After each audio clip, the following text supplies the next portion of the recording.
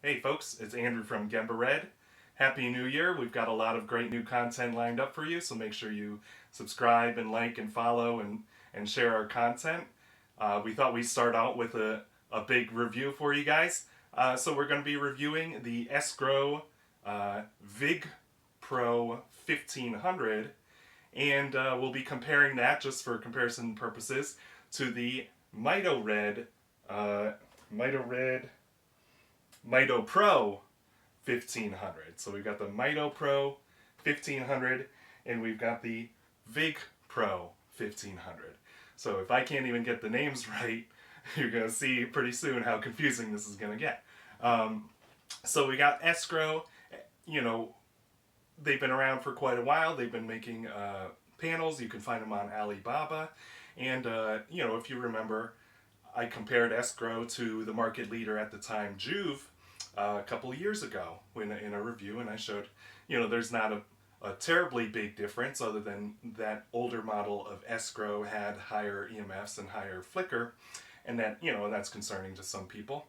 And so now we've got the MitoPro 1500, which Alex Fergus just did a big comparison review, and the MitoPro came out on top. So it'll be interesting to see how does the MitoPro stack up against the VigPro. So you can see aesthetically. You can trust your eyes. Take a look at the panels. Don't just kind of. I think people get too much in their heads about it, of like, oh, who had the best review, or you look at the price and you just assume the price means you get better quality, or you look at the intensity claims and you can't really trust those. So it's hard, but just look at the lights. We'll take a quick look at them and see, kind of aesthetically, they're pretty similar. They've got LEDs packed pretty tightly in this kind of kind of jagged formation. And then they've got some of the next gen features, like this is the MitoRed control panel. I'll do like a picture or a close-up picture of the panel here, and then you've got a very similar control panel on the VigPro.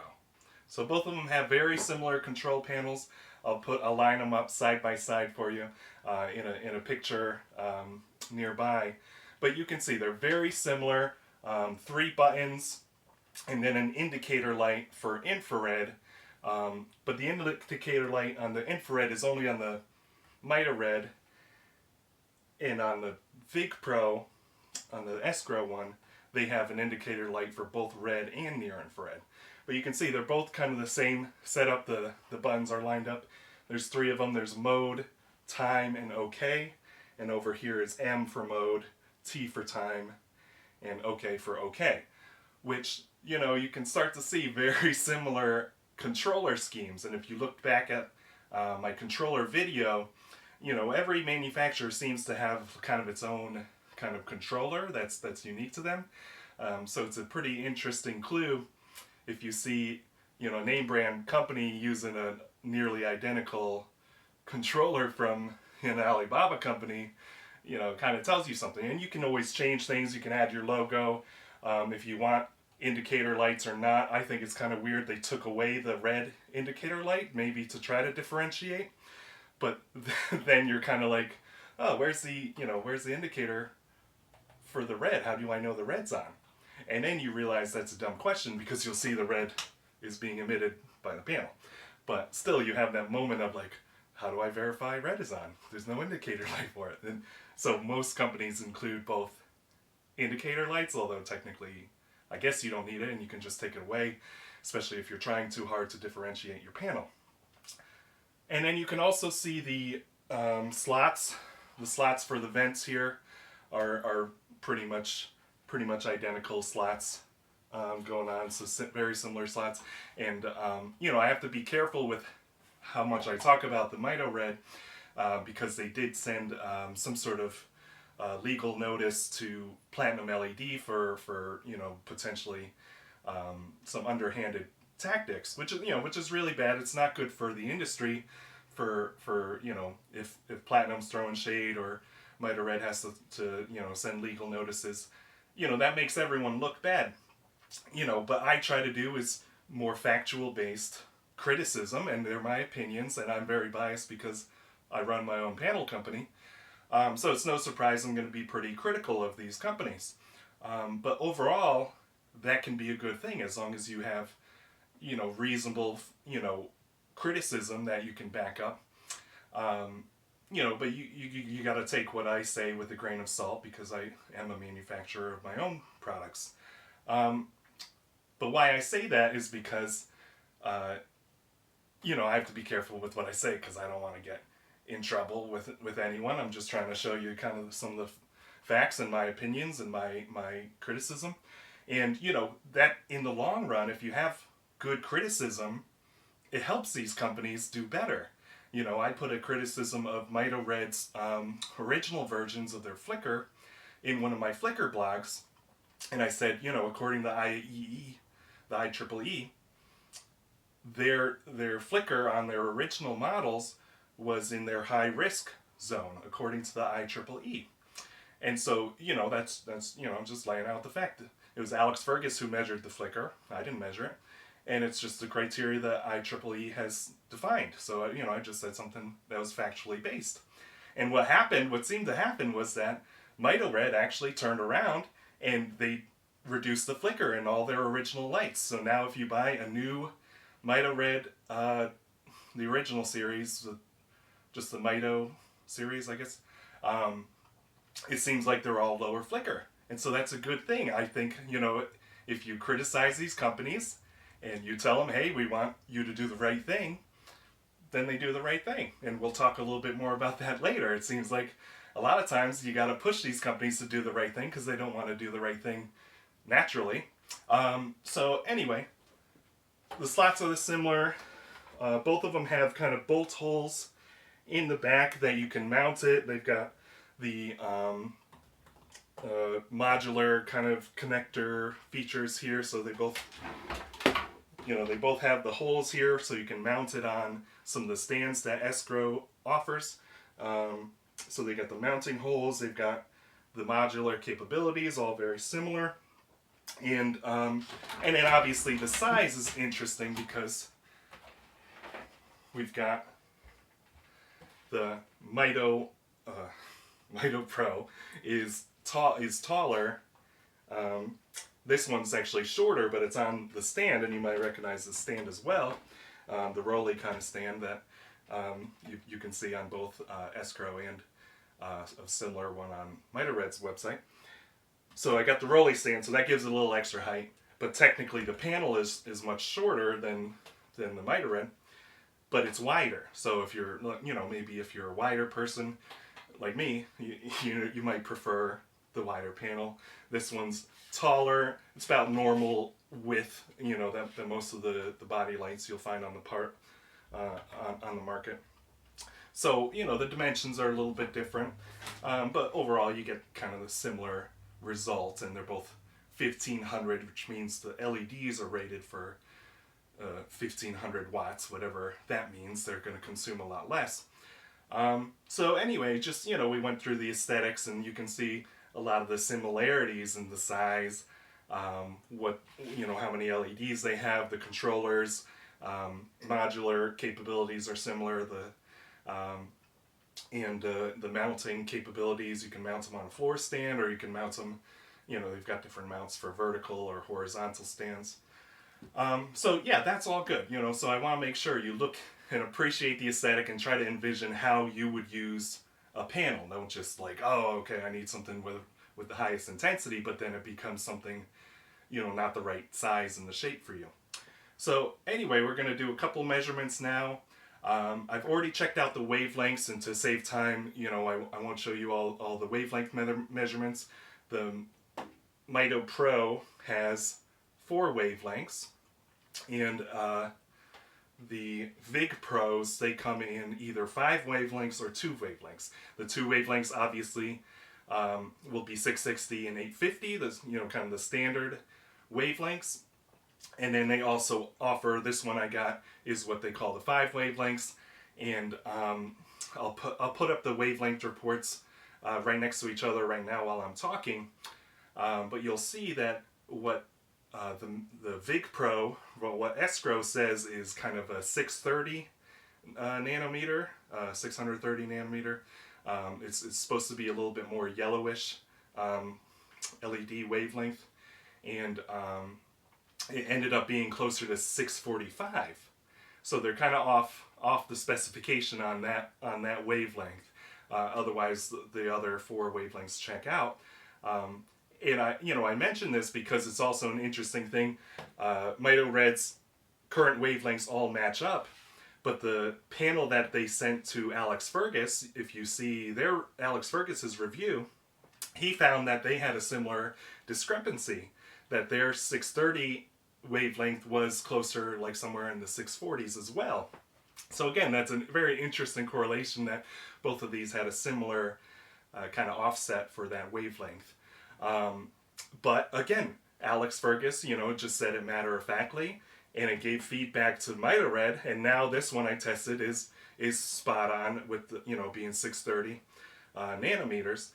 So I don't think Alex Fergus, an influencer and a reviewer, he shouldn't act as the quality control department for these companies. These companies should be double checking what they send out to Alex Fergus so they don't get embarrassed. And I thought it was interesting because I think I saw something on MitoRed's website one time, was something about, they guarantee the wavelengths, which was like just sheer irony that happens over and over again, that Alex measured it and it was the wrong wavelengths, and they said they put some comment on his video that says, you can contact us if you got the wrong wavelength. Well, hopefully they contacted their customers and said, hey, sorry, we sent you the wrong wavelength, and we also know that we guaranteed wavelengths at one point or another. So you would think they would, again, do the right thing, and at least they changed it for the future. But when they contact their customers and let them know they got an incorrect wavelength, especially after they corrected it, and they could offer an exchange, or they could offer some sort of rebate based on the discrepancy. And I've gotten that a couple times with my own panels, and I offer them at a discounted rate sometimes when I get a bad batch, and my customers actually love that because they can get a cheap deal. And let's say this is 645 instead of 630. What does that even mean? The 645 just isn't as well studied as the 630 and 633 laser was studied a lot early on, because that was one of the earliest lasers invented. So that's why there's so much data about it in the clinical studies. It just happened to be a cheap and accessible laser. But 645, there's not as many studies about it, but maybe 645 has better penetration because it's a longer wavelength compared to 630. So we don't know, 645 might actually be more desirable. It's just, we don't know yet. There's not a lot of science, so we try to pick science-based wavelengths, even though we don't know if those are ultimately the best in the long run. So anyway, so we covered wavelengths, and then we'll go over, we'll just do a quick check, everything else, check the intensity and compare those two. And then we'll check the EMFs, just the magnetic field, because both of these are metallic and they're grounded, so the electric field's usually not an issue. So we're going to check the magnetic field with a professional grade magnetic field meter. And we're not going to use a solar power meter, because those measure falsely high and gives people a false understanding of what intensity is and what it means and how to use your product in correlation with the science. So we just picked up a Ophir brand laser power meter. It's actually they just call it power meter now, because you can use it for LEDs, you can use it for different light sources, and I'll do more of a blog explaining about the Ophir brand meter, but you might recognize the name because Juve actually interviewed Dr. Hamblin, and they posted on their blog that Dr. Hamblin uses an Ophir brand power meter for his measurements. And the irony, again, there's lots of irony, is that the third-party lab that Juve used didn't actually use an Ophir measurement tool. So, it's always kind of these kind of tricky wording situations where they plant a seed in your mind that, oh yeah, you know, Dr. Hamlin uses Ophir, but then Joovv doesn't use Ophir. So it's weird. And then I just called the company that Joovv used, ITL Boulder, this morning to confirm that they don't use Ophir. And they said they're not even in the light measurement business anymore. So Joovv was making this big deal of like, oh, everyone's got to do the same thing as us. Even MitoRed, you know, they just followed the leader and they used ITL Boulder too. ITL Boulder told me they don't do light measurements anymore. They're out of the light measurement business. They're still in business measuring other stuff, but their engineer actually moved to the laboratory that I've used for years, that I used before Joovv and all these other companies even had any third-party measurements. It's called Light Lab International in Allentown, Pennsylvania. And that just validates for me of like, why would we trust Joovv? And all these companies are like, oh, we all need to use the same testing lab. But first off, Joovv measured their intensity wrong to begin with. Why would we trust their lab that they choose arbitrarily? And then now their lab's out of business for measuring light. So how good of a lab is that really? Now we can't standardize according to what Joovv was trying to tell everyone to do. So it's kind of all a joke. So anyway, so we'll measure with the Ophir. I will say this about the Ophir. It's a thermopile power meter. They recommend it for LEDs because it also can take wider angle, because lasers are usually kind of narrow angles, but LEDs have more of a wider angle. And the good thing about a thermopile measurement system is that it's relatively very flat. It's kind of a black sensor, so it's technically measuring the heat that warms up when it measures any kind of light or wavelengths, because it's absorbing. Black absorbs all the other wavelengths. So it's black, and it's a very flat spectral absorption. So that means you don't have to worry so much about changes with the wavelength, and that's one of the things that really throws off the solar power meters.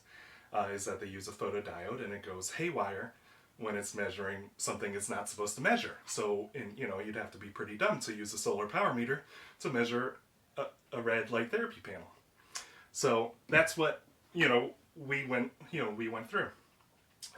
So anyway, we'll just take a couple quick measurements and you can see how well an Sgrow panel stacks up against one of the top panels in the market right now. All right, let's switch over. Okay, this is the Sgrow VigPro 1500. You can see we're going to double check. We've got both red and near infrared are on. Sometimes that's a controversy. And we've got our power meter trying to set it up more towards the center point of the panel, so that way we kind of get represent kind of the highest point, and a lot of companies just kind of measure from the center point, and then we'll double check that we're lined up with 6 inches. We can kind of scooch it forward a little bit, and so we should be pretty well lined up with 6 inches, and then we'll remove the the ruler in case some people think the ruler blocks it, but I've never really noticed a problem with that. So we get 36.7 milliwatts per centimeter squared, and like I said, with this very nice expensive Ophir power meter, everything's kind of taken care of. This is kind of a flat spectral response, and they do the math for you, so there's no math. I don't need to whip out my calculator. That's the number. It's probably the highest quality measurement you've ever seen on YouTube for a red light panel, so this is a monumental occasion. Alright, since we've got the VigPro set up, we'll just do a quick flicker measurement, just so in case anyone's concerned. But it says 0.67. The irony is that the flicker meter itself, the display flickers, so it's less than 1%, similar to what I usually measure. And then we're going to move the Ophir out of the way, and we're going to take a magnetic field EMF measurement.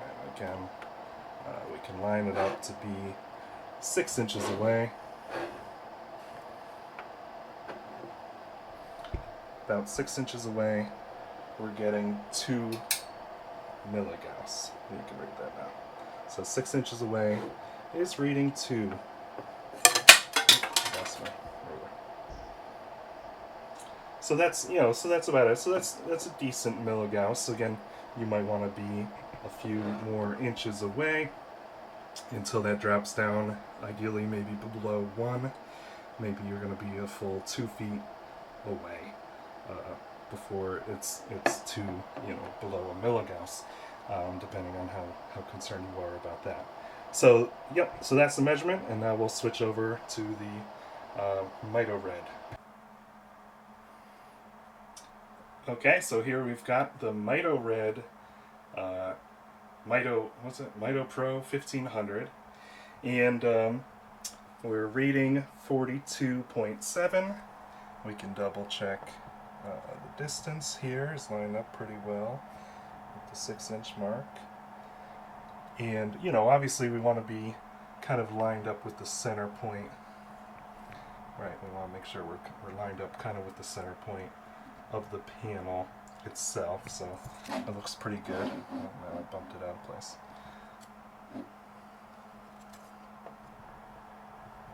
So I'll scooch it forward a little bit more.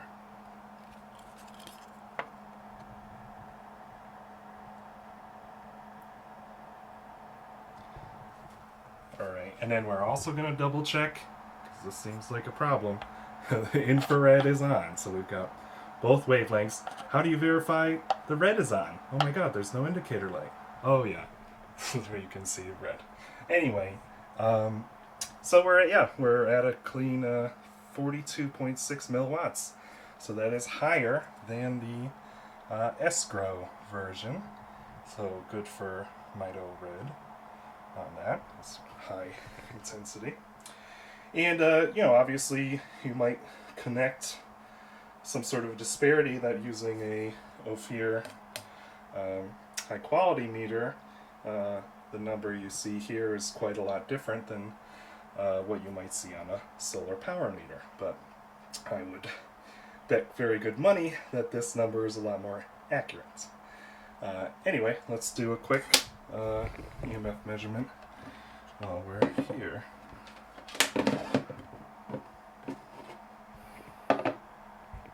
Okay, we've got our EMF meter.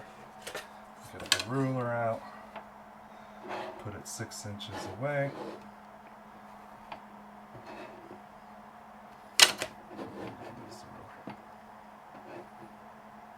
So yeah, it's much better. Let me turn on the light so you can see the number there. So yeah, it's reading under 1. So it's just 6 inches away. It's under 1 milligauss, which is really nice. So it's again less than the Sgrow, but the Sgrow is kind of wider. So maybe we're going to take a look at the Sgrow VigPro 1000 real quick. But you can see it's less than 1 at 6 inches away, which is pretty good. There shouldn't be any concern, but some people might choose to be further away anyway, especially since it is a high intensity panel. So as an extra bonus, we're going to be measuring the Sgrow VigPro 1000, which is very similar to the 1500, except it's more narrow. So you can see the intensity on the screen here is similar, about 36. My camera can focus on it.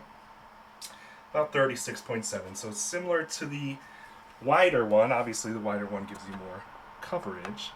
And just to double check, we're about 6 inches away. And we've got both red and near infrared. It's nice to have the indicator for red and indicator. Red and near infrared are both on. So we got 36, and again, that's a pretty substantial intensity. There's, doesn't necessarily mean more is better. So I just scooted it back a little bit, but it's still around 36. And I was curious with the narrower one, the 1000, we get less EMF from it. So let's see here.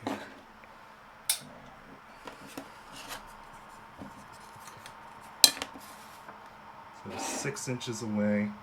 So that drops down. So it's narrower, similar to the Sgrow unit, similar width, but not as tall. And this one's only about 1 milligauss, even at just 6 inches away. So this one's a little bit, again, it might be correlated to the width and having more power, so you get a little bit less EMF with the narrower units, but obviously you get less coverage and less power, so it's always kind of a trade-off. All right, so let's go wrap up. All right, folks, thanks for tuning in to the review. You can see there's a lot of interesting similarities between the Sgrow, now on my left, the Sgrow VigPro 1500 to the MitoPro 1500. So there's a lot of similarities, and if you look through the Sgrow catalog and the MitoRed catalog, you'll see a lot of similarities between what's offered between both of them. At least for this panel, it looks like they've tried to differentiate things. It's a bit taller than the normal offering, so that's nice for taller people to get more coverage. They removed the red indicator light, which apparently that's enough to help differentiate things. Otherwise, the power's a bit higher. They're a bit more accurate with their wavelengths, but it seemed like only after Alex Fergus did some quality testing for him. And, but not, at least now it's right, I guess. Intensity's a bit higher coming from the MitoRed, but how much intensity do you really need? It seems like the market's been doing pretty well with slightly lower powered panels. And then you just have to move further away anyway, so you don't feel too much heat. And the EMFs are a bit lower. So, from the MitoRed, maybe if you use the Sgrow 1000, it's got a little bit less EMF, but it's more narrow. So maybe that's kind of what's going on. Again, is it worth the extra cost, and did they differentiate this panel enough, to warrant the added cost from going to MitoRed or trying to purchase directly from Sgrow? That's up to you. I just took the measurements. I want to let you know what's out there so you can shop around. Sgrow's always offered very good value because they're, it's kind of direct to consumer from the factory in China. And so there's always that choice. And, sometimes companies say, oh, we've compared ourselves to all our competitors, but they conveniently leave out talking about Alibaba. So you can tell I'm one of the only companies that even acknowledges Alibaba exists, because they don't want you to know, So hopefully that helps, again, enlighten you. And we're very, very excited to be using one of the top kind of intensity meters on the market from Ophir. And we'll do some more blogs and do a lot more measurements with that. So make sure you subscribe and stay tuned, because we'll have a lot more very interesting reviews coming up the rest of this year. Thanks for tuning in.